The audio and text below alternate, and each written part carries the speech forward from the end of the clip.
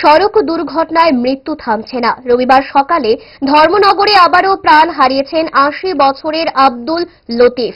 বাড়ি ধর্মনগরের ইস্ট বটরশি এলাকায়।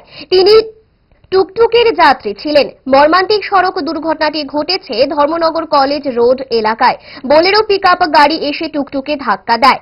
এতে ঘটনাস্থলে মৃত্যু হয় আব্দুল লতিফের এবং গুরুতর আহত হন আরও ৪ জন। তারা সকলে রবিবার সকালে ধর্মনগর মহকুমার চাইলাল ছড়া এবং টুলগাঁও এলাকায় নিকট আত্মীয়ের বাড়িতে বেড়াতে যাচ্ছিলেন। পথিমধ্যে কলেজ রোড এলাকায় হঠাৎ ঘটে যাওয়া এই সংঘর্ষে তাদের যাত্রা থমকে যায়। দুর্ঘটনার পর স্থানীয় বাসিন্দারা দ্রুত আহতদের উদ্ধার করে ধর্মনগর জেলা হাসপাতালে পাঠান। এটা ধর্মনগর কলেজ চৌমুহনী থেকে টুয়ার্ডস প্রত্যেকটা যাওয়ার রাস্তায় ইয়ামার সার্ভিস সেন্টারের ঠিক উল্টো দিকে একটা টুকটুক আর একটা 80 সিলিন্ডারের গাড়ি মুখোমুখি সংঘর্ষ হয়ে 3 জন ক্যাজুয়ালিটি এনেছি, একজন স্পট ডেথ হয়েছে। গাড়ির নাম্বার কি রয়েছে জানেন? গাড়ির নাম্বার বলছি না,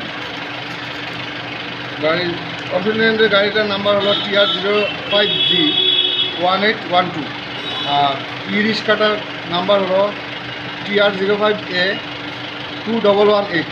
ডায়েট যতই রেস্ট্রিক্টেড হোক না কেন, ওয়েদারকে তো আর রুটিনে ফেলা যায় না। But if there is a problem, 5 দশক ধরে গ্যাস, অম্বল ও পেটের সমস্যার একমাত্র সমাধান গ্যাস নল।